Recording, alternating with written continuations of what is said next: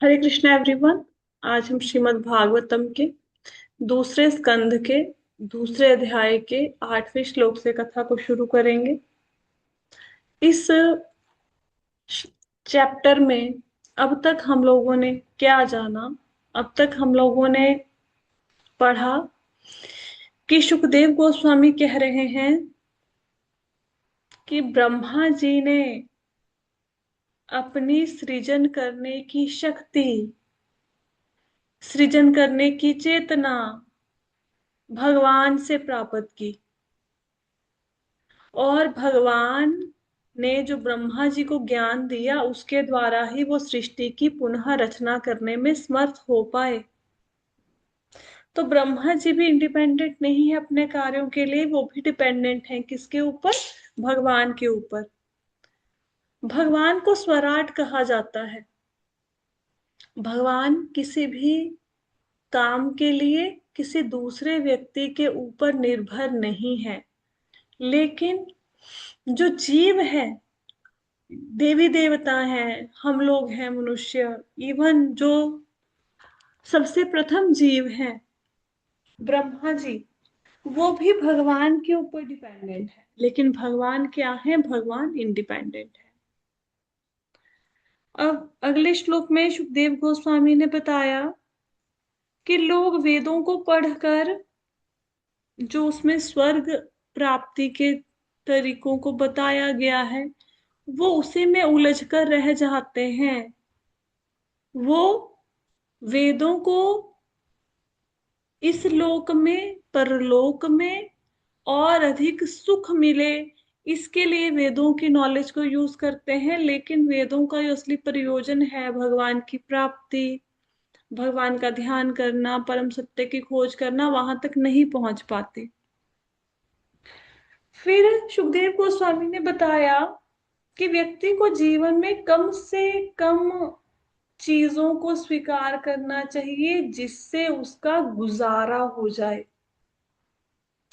Unnecessary चीजों को इकट्ठा करने के लिए प्रयास नहीं करना चाहिए, क्योंकि अगर वो ऐसी मेहनत करेगा तो इससे उसके उसका समय, उसकी मेहनत लगेगी। और अगर समय इन व्यर्थ की चीजों को इकट्ठा करने में लगा दिया तो भक्ति के लिए समय नहीं मिलेगा। Basically time is money. हमें लगता है हमारे धन का नुकसान हो गया, बहुत बड़ा नुकसान है। सबसे बड़ा नुकसान जिंदगी में है समय की बर्बादी। धन वापस कमाया जा सकता है, लेकिन अगर समय चला गया तो समय दोबारा से वापस नहीं आएगा। और समय का सदुपयोग है भगवान की भक्ति करने में। फिर सुखदेव गोस्वामी ने बताया कि अगर समतल भूमि अवेलेबल है, जमीन है, तो पलंग या बिस्तर की क्या जरूरत है? अगर कोई व्यक्ति अपने हाथों का प्रयोग कर सकता है, अपनी बाजू को तकिया बना के सो सकता है, तो तकिए की क्या आवश्यकता है? पिल्लो लेने की क्या आवश्यकता है? जब व्यक्ति हाथ में रखकर खाना खा सकता है तो बर्तनों की क्यों जरूरत है? अगर व्यक्ति पेड़ों की छाल को पहन सकता है तो वस्त्रों की क्या जरूरत है? तो कम से कम शरीर की जरूरतों को स्वीकार करते हुए हमें आध्यात्मिक मार्ग पर अग्रसर कर होना चाहिए।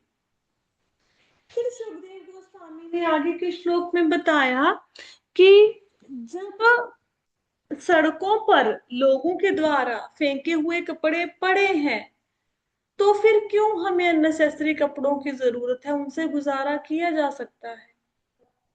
जब जो पेड़ पौधे हैं वो भरण पोषण कर रहे हैं, परीक्षित महाराज के समय पे पेड़ पौधों पर फल फूल आम होते थे, लेकिन अभी तो आजकल के जमाने में आपको फलों वाले फूलों वाले वृक्ष कम ही देखने को मिलेंगे। तो उस समय व्यक्ति अपने पेट भरने के लिए पेड़ों पर आश्रित हो सकता था कि अगर पेड़ पौधे जो हैं, जो वन है जहाँ पे कंदमूल फल इत्यादि उपलब्ध हैं, तो भरण पोषण के लिए हमें इतनी टेंशन लेने की जरूरत क्या है? जब नदियां पर्याप्त मात्रा में स्वच्छ जल प्रदान कर रही हैं, तो फिर हमें जल के लिए चिंता करने की क्या जरूरत है? ये कब की बात है? कलयुग के स्टार्टिंग की, जब नदियों में स्वच्छ जल आता था। और कहते हैं कि जब पहाड़ों में गुफाएं हैं इतनी सारी, फिर रहने के लिए मकान बनाने की क्या जरूरत है। कहने का मतलब ये है कि भगवान जो भी जीव उनके ऊपर पूरी तरह से निर्भर हैं, उनकी हमेशा रक्षा करते हैं, उनकी जरूरतों की हमेशा रक्षा करते हैं, मतलब उसका ध्यान रखते हैं। पर इसका मतलब ये नहीं है कि हमें भगवान को as a ATM machine type देखना चाहिए कि मैं भक्ति कर रहा हूँ, मेरे को जब भी धन की जरूरत होगी भगवान प्रोवाइड कर देंगे। बेसिकली हमारी बेसिक जरूरतें जो हैं, जो खाना पीना रहना इत्यादि हैं, उसमें हमें कभी कोई कमी नहीं आएगी। अब बहुत सारे लोग हैं ब्रह्मचर्य जीवन स्वीकार करते हैं, सन्यासी सन्यास लेते हैं, तो इसका मतलब ये थोड़ा ना कि वो भूखे मर जाते हैं। जो भगवान के भक्त हैं वो भूखा कभी नहीं रहेगा, उसको पेट भर खाना मिलेगा, क्योंकि भगवान का भक्त पूरी तरह से भगवान के ऊपर आश्रित होता है। लेकिन अगर कोई व्यक्ति बोले कि अब वो भक्ति करनी शुरू कर दी, अब मेरे पास पैसा और आए, मैं भक्ति कर रहा हूँ, तो ये गलत बात है, ये सोच के भक्ति के मार्ग पर चलना। हालांकि बाकी देवते देवी देवताओं के पास जाने से अच्छा है कि भगवान के पास भौतिक इच्छाओं की पूर्ति के लिए भी भगवान के पास ही जाओ। लेकिन ये असली चीज नहीं है जो भगवान की भक्ति से हमें मिलेगी।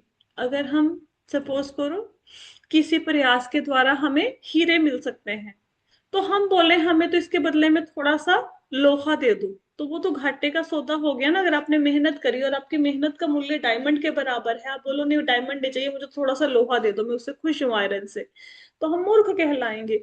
तो भगवान की भक्ति करके हम भगवान के धाम में जा सकते हैं, भगवान के साथ आनंद में जीवन व्यतीत कर सकते हैं, भगवान की सेवा कर सकते हैं।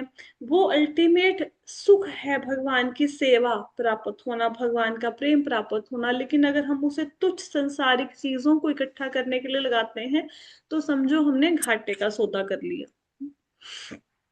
फिर क्या कहते हैं, फिर उन्होंने बताया सुखदेव गोस्वामी ने कि मनुष्य को क्या करना चाहिए। मनुष्य को जो हृदय के अंदर भगवान विराजमान है उनकी सेवा करनी चाहिए। और भगवान ही जीवन का अंतिम लक्ष्य होना चाहिए, भगवान की प्राप्ति ही। जो व्यक्ति पूरी तरह से मेटीरियलिस्टिक है, दुनियादारी में ही लगे हुए हैं, सिर्फ वो लोग अपनी इच्छाओं की पूर्ति के लिए देवी देवताओं के पास जाएंगे या अन्य नामों का सहारा लेंगे। लेकिन जो भक्त हैं वो भगवान के नाम को ही सर्वोपरि मानकर भगवान के नाम का ही सहारा लेते हुए भवसागर को पार कर जाएंगे। अब हम लोगों ने 7 तक श्लोक कर लिए थे, 8वें श्लोक से कथा शुरू करेंगे। इसके बाद योगी की यात्रा शुरू हो जाएगी कि योगी मृत्यु के बाद कैसे अपनी आगे की जर्नी को कंप्लीट करते हैं।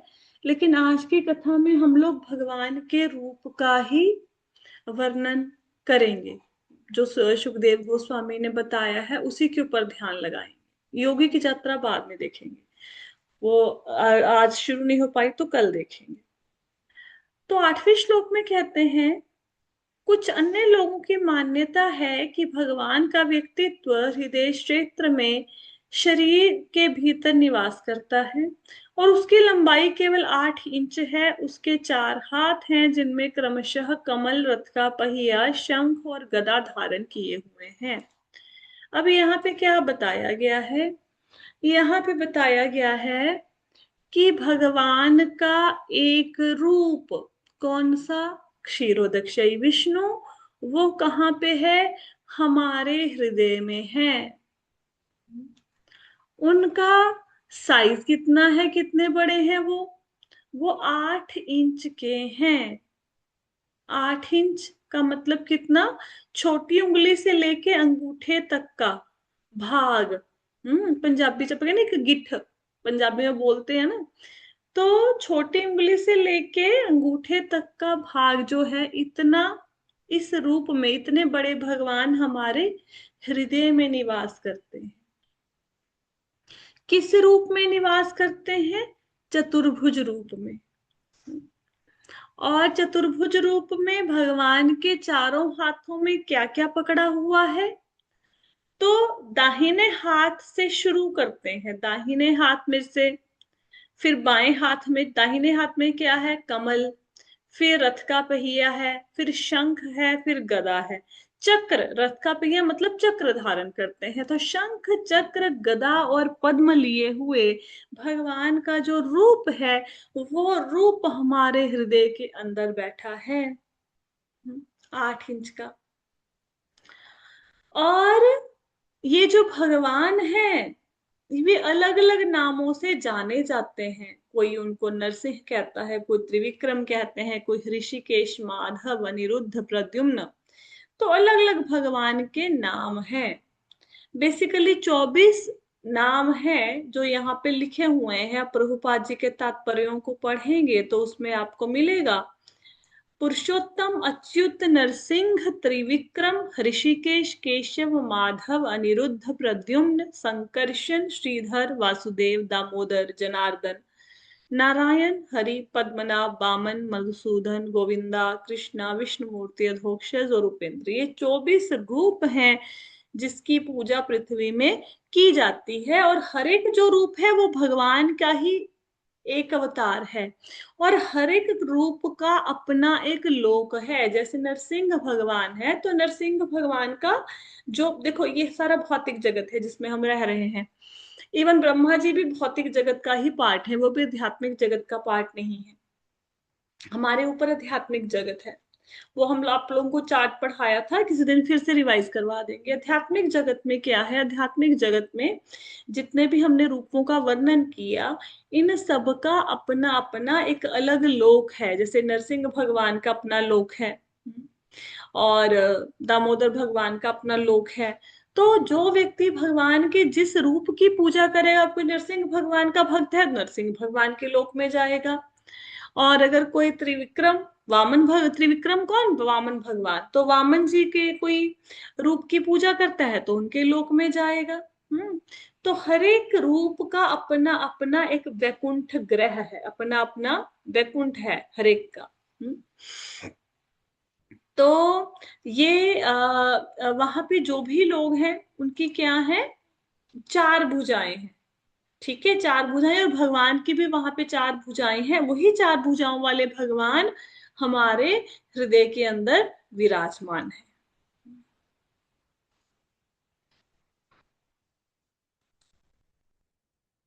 उनके मुख से उनकी प्रसन्नता झलकती है। उनकी आंखें कमल की पंखुड़ियों की तरह फैली हुई हैं। और उनके वस्त्र कदम्ब के फूल के केसरिया रंग के समान पीले हैं, जो बहुमूल्य रत्नों से सजे हैं। उनके सभी आभूषण सोने के बने हैं, रत्नों से जड़े हैं। और उन्होंने एक चमकता हुआ मुकुट और कान की बालियां पहन रखी हैं। तो यहाँ पे क्या बताया गया है? यहाँ पे बताया गया है कि भगवान हमेशा कैसे रहते हैं? प्रसन्न रहते हैं। भगवान को कभी आप दुख में नहीं देखेंगे, भगवान हमेशा मुस्कुराते रहते हैं। और भगवान की आंखें कैसी हैं? कमल की पंखुड़ियों के समान। भगवान को कमल नयन भी कहते हैं। तो भगवान की जब भी तुलना की जाती है तो कमल को बहुत ही सुंदर फूल माना जाता है। तो भगवान की जब सुंदरता का वर्णन किया जाता है तो बहुत बार कमल के फूल का उपमा के रूप में इस्तेमाल किया जाता है। तो कमल की पंखुड़ियों के समान उनकी आंखें हैं। जो उनके वस्त्र हैं वो कैसे हैं? पीले रंग के, केसरिया रंग के, पीले रंग के उनके वस्त्र हैं। कदम्ब के फूल से उनके वस्त्रों का कलर मिलता है। और वस्त्रों के ऊपर बहुमूल्य रत्न लगे हुए हैं, बहुमूल्य रत्न।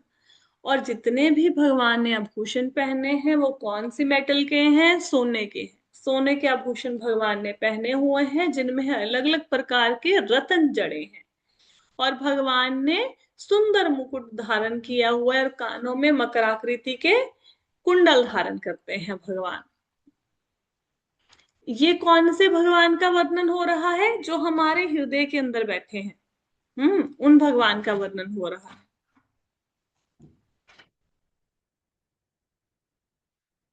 उनके चरण कमल की तरह महान, संतों के कमल जैसे हृदयों के चक्रों पर विराजमान है।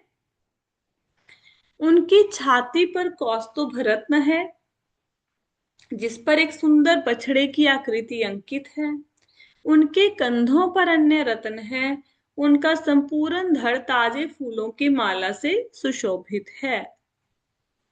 तो यहाँ पे बताया गया है कि भगवान के चरण कमलों को संत महात्मा जो होते हैं अपने हृदयों में धारण करते हैं। और भगवान ने क्या पहना हुआ है? कौस्तुभ मणि पहनी हुई है। जब हम वैकुंठ में जाएंगे तो पाएंगे कि जैसे भगवान ने चार हाथ हैं भगवान के, ऐसे ही जितने भी बाकी भगवान के पार्षद होंगे उनके भी चार हाथ होंगे। उनके भी शंख चक्र गदा पद्म सब पकड़ा हुआ है। तो फिर भगवान को कैसे पहचानेंगे? भगवान को पहचानेंगे कौस्तुभ मणि से। भगवान के गले में कौस्तुभ मणि होती है, और एक और पहचान है कि उस कौस्तुभ मणि के ऊपर बछड़े का चिन्ह अंकित होता है। तो यहाँ से पता चलता है कि भगवान को गायों से कितना प्यार है, गैयों से, बछड़ों से। अब हम लोग लॉकेट बनवाते हैं अपने लिए तो किसका नाम लिखवाते हैं? जो हमें सबसे अधिक प्रिय होता है, या खुद का नाम लिखवाते हैं? किसकी फोटो लगाते हैं लॉकेट में, गले में जो पहनते हैं, जो सबसे अधिक प्रिय हो? तो भगवान को गाय बहुत प्रिय है। हम्म। तो भगवान ने कौस्तुभ मणि पहनी हुई है जिसके ऊपर बछड़े की आकृति है। उनके कंधों पर भी बहुत सारे रत्न है। हम्म। और जो भगवान की बॉडी में, मतलब मुख से नीचे वाला जो भाग है, तो भगवान ने अपने गले में क्या पहना हुआ है? माला, ताजे फूलों की माला पहनी हुई है, जिसमें से बहुत अच्छी सुगंध आ रही है। उसके ऊपर भंवरे मंडराते रहते हैं, और वो फूलों की माला कभी भी मुरझाती नहीं। आगे चलते हैं। वे कमर पर अलंकृत पुष्पमाला और उंगलियों में बहुमूल्य रत्नों से जड़ी अंगूठियों से सुशोभित है। उनके पैरों के आभूषण, चूड़ियां, नीले रंग के घुंघराले। अच्छा, यहाँ पे ना थोड़ा अजीब सा लग रहा होगा आपको ये वर्डिंग इसलिए यहाँ पे थोड़ी अजीब लग रही है क्योंकि ये गूगल ट्रांसलेटर लगा के ना उसको ट्रांसलेट किया गया है इंग्लिश को। तो अगर आप इसका सही अनुवाद पढ़ेंगे वो आपको श्रीमद् भागवतम में मिलेगा। घुंघराले तेल लगे बाल, उनका सुंदर मुस्कुराता चेहरा अत्यंत मनमोहक है। तो यहाँ पे क्या बताया गया है? यहाँ पे बताया गया है कि भगवान कमर के चारों ओर भगवान के बहुत सुंदर आभूषणों से जड़ी हुई माला पहनी हुई है। और उनकी जो अंगुलियां हैं उसमें अंगूठियां पहनी हुई हैं भगवान ने, जिसमें बहुमूल्य रत्न लगे हुए हैं। पैरों में पायल पहनी हुई है भगवान ने। कंगन पहने हुए हैं भगवान ने। और भगवान के बाल कुछ कुछ नीले रंग के बाल हैं भगवान के। और उनका सुंदर चेहरा बहुत ही मनमोहक है, मन को भाने वाला है। ये कहाँ पे इनके दर्शन करेंगे? इस भगवान के कहाँ पे दर्शन करेंगे? आपके अंदर ही तो बैठे हैं, कहीं जाना थोड़े ना है। आपके ही हृदय के अंदर विराजमान है, हृदय में। हाँ हाँ। फिर बोलोगे देखेंगे कैसे? दिख तो रहे नहीं है। देखेंगे श्रीमद् भागवतम को पढ़ के। अभी थोड़ा थोड़ा जैसे पढ़ाया जा रहा है, कुछ कुछ तो आपकी आंखों के सामने कुछ तो छवि बननी शुरू होगी होगी ना। तो ऐसे ही भगवान के, इसको कहते हैं भगवान का चिंतन करना मन के अंदर। तो अब आप अकेले में भी कभी बैठे हो तो सोचो कि मेरे हृदय के अंदर बैठे हैं, चतुर्भुज रूप में भगवान बैठे हैं, शंख चक्र गदा पद्म लिए हुए। घुंघराले रंग के बाल हैं भगवान के। और आंखें बहुत सुंदर हैं, गले में माला है, कमर पर करधनी है। और भगवान ने बहुत सुंदर अंगूठियां पहनी है, पायल पहनी हुई है, गले में माला सुशोभित है, कौस्तुभ मणि है, मकराकृति के कुंडल है। तो आपकी आंखों के सामने भगवान का वो घूमना शुरू हो जाएगा, भगवान की छवि आनी शुरू हो जाएगी। तो ऐसे बैठकर भगवान का ध्यान कर सकते हो। ठीक है। भगवान की उदार लीलाएं और उनके मुस्कुराते चेहरे की तेजस्वी झलक, ये सभी उनकी व्यापक कृपा के संकेत हैं। इसलिए जब तक मन ध्यान के माध्यम से उन पर स्थिर रह सकता है, तब तक हमें भगवान के इस दिव्य स्वरूप पर ध्यान केंद्रित करना चाहिए। अब हम लोग आजकल के जमाने में क्या ट्रेंड हो गया है? मेडिटेशन सेंटर का मेडिटेशन करवाते हैं। अब वो जो मेडिटेशन करवाते हैं प्राणायाम इत्यादि के द्वारा, नो डाउट उसमें बंदे का मन तो थोड़ा शांत होता है, डेफिनेटली होता है। लेकिन वो ये नहीं बताते कि जब अपनी आंखें बंद करके बैठना है तो ध्यान किसका करना है, ये नहीं बताएंगे आपको। तो अगर कभी आप मन को शांत करके हृदय के अंदर भगवान का दर्शन कर पाओ, तो उससे आपका मन हमेशा प्रसन्न और शांत रहेगा। हमेशा मन में भगवान किस प्रकार से चिंतन करना चाहिए। हम्म।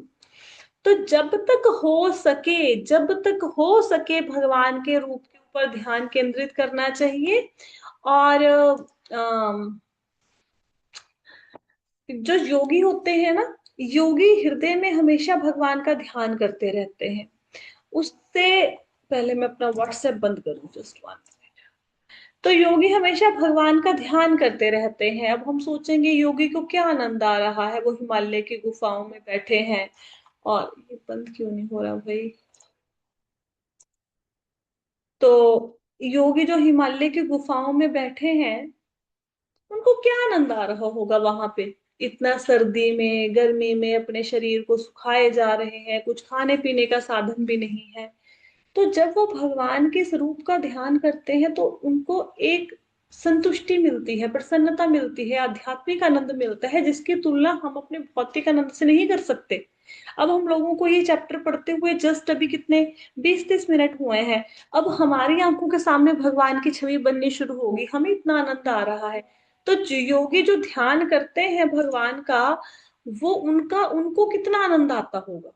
ध्रुव महाराज जी भी ऐसे ही भगवान का ध्यान कर रहे थे। जब भगवान ने उनको दर्शन दिए तो ध्रुव महाराज जी ने आंखें नहीं खोली, क्योंकि जो भगवान उनके सामने खड़े थे एग्जैक्टली वैसे ही भगवान को वो हृदय के अंदर देख पा रहे थे। अगर हम भी प्रयास करेंगे तो हम भी देख पाएंगे। तो यहाँ पे क्या कहते हैं, हाँ, तो मन को ध्यान के द्वारा भगवान के रूप के ऊपर केंद्रित करना चाहिए, जिस रूप का अभी अभी वर्णन हुआ है। और भगवान की लीलाओं के ऊपर, भगवान की मुस्कान के ऊपर हम लोग जो उनकी कृपा जैसे हमने किसी भगवान की कृपा देखनी हो तो भगवान की लीलाओं से देख सकते हैं, भगवान की मुस्कान से देख सकते हैं। उसके ऊपर हमें अपने ध्यान को केंद्रित करना चाहिए।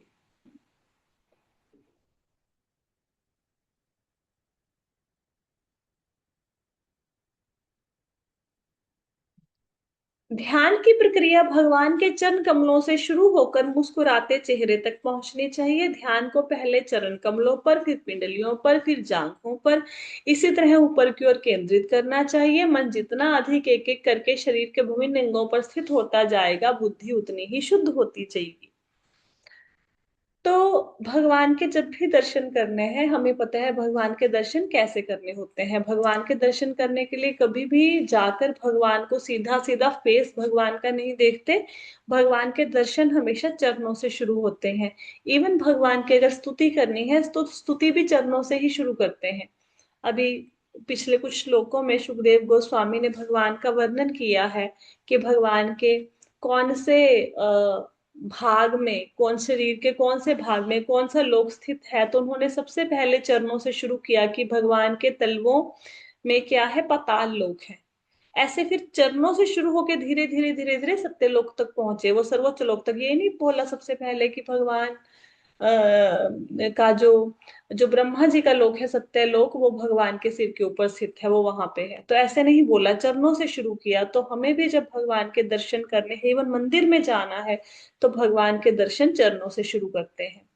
और अगर हृदय के अंदर ध्यान भी कर रहे हो भगवान का, जिस रूप का अभी भगवान का वर्णन हुआ, अगर उसका भी ध्यान कर रहे हो, तो उसके लिए क्या करना है, सबसे पहले चरणों के ऊपर ध्यान लेके जाना है।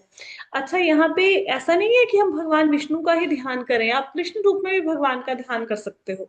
ठीक है, ये आपकी इच्छा है कि आप किस रूप में भगवान का ध्यान करना चाहते हो।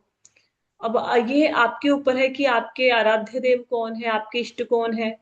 आप विष्णु रूप में भगवान की भक्ति करना चाहते हो, कृष्ण रूप में, है ना। तो सबसे पहले किसी भी रूप का चिंतन करो भगवान के, सबसे पहले चरणों से भगवान के दर्शन करने शुरू करने हैं। अगर मन में भी भगवान की छवि एक उतार रहे हो तो वो चरणों से उनके दर्शन करने शुरू करने हैं। धीरे धीरे धीरे धीरे करके भगवान के कमर, वक्षस्थल, फिर भगवान की मुस्कान, आंखों तक, ऐसे धीरे धीरे पहुंचना है। ठीक है, जितना भगवान का, भगवान के शरीर के एक एक अंग का हम ध्यान करते जाएंगे, उतनी ही हमारी बुद्धि शुद्ध होती जाएगी। जैसे अगर किसी के मन में बहुत अधिक काम वासना हो तो उसको क्या करना चाहिए? उसको भगवान की सेवा करनी चाहिए, भगवान का श्रृंगार करना चाहिए और भगवान की मुस्कान को देखना चाहिए। जितना वो व्यक्ति मुस्कान को देखता जाएगा उतनी उसकी काम वासना कम होती जाएगी। तो भगवान के एक एक अंग का ध्यान करते हुए, भगवान का चिंतन करते हुए हमारी बुद्धि क्या होगी, धीरे धीरे शुद्ध हो जाएगी। हम्म।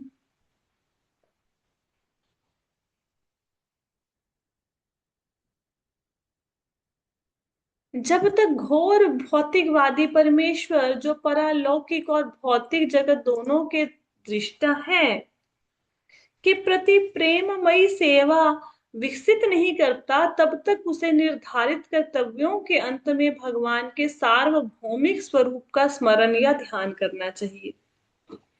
अब दुनिया में बहुत प्रकार के लोग हैं। ऐसा तो है नहीं किसी को बोलोगे भगवान कृष्ण की भक्ति करो और व्यक्ति वो भगवान कृष्ण की भक्ति करना शुरू कर देगा, ऐसा तो होगा नहीं। बहुत सारे लोग हैं जो निराकार का ध्यान करते हैं। बहुत सारे ऐसे हैं जो निष्काम कर्म योग को बहुत अच्छा मानते हैं। तो जब तक व्यक्ति भक्त नहीं बन जाता भगवान का, तब तक क्या करना है? उसे भगवान के विराट रूप का ध्यान करना है। अगर वो, देखो हम सब लोग भगवान कृष्ण की भक्ति करते हैं, उनके ऊपर हम अपने मन को लगाते हैं, बिल्कुल परफेक्ट है, बहुत अच्छा, ऐसा ही करना चाहिए। लेकिन अगर कोई व्यक्ति भौतिकवादी है, उसका मन भगवान के स्वरूप में नहीं स्थिर हो पा रहा, फिर उसको क्या करना चाहिए? भगवान के विराट रूप का ध्यान करना चाहिए। अब भगवान के विराट रूप का ध्यान करने से क्या होगा? वो दुनिया की जितनी भी चीजें हैं उसको विराट रूप के साथ जोड़ जोड़ के देखेगा कि भाई ये जो पर्वत है, ये पर्वत नहीं है, ये तो भगवान के शरीर की हड्डियां हैं। जो पेड़ है, ये पेड़ नहीं है, ये तो भगवान के शरीर के रोम हैं, उनके बाल हैं। तो ऐसा करते करते जब वो भगवान का ध्यान करेगा तो धीरे धीरे वो आध्यात्मिक मार्ग पर प्रगति करता जाएगा। तो अगर कोई व्यक्ति भगवान के साकार रूप की पूजा कर रहा है, भगवान की कृष्ण रूप में, विष्णु रूप में पूजा कर रहा है, बहुत बढ़िया बात है, ऐसा ही करना है। लेकिन अगर कोई व्यक्ति अपना मन नहीं लगा पा रहा उस भगवान में, जो आध्यात्मिक जगत और भौतिक जगत दोनों के दृष्टा है, दोनों का जिन्होंने सृजन किया है। यार मैं इस व्हाट्सएप को कैसे बंद करूं भाई, ये तो बड़ी ही प्रॉब्लम वाली बात है। Just 1 minute.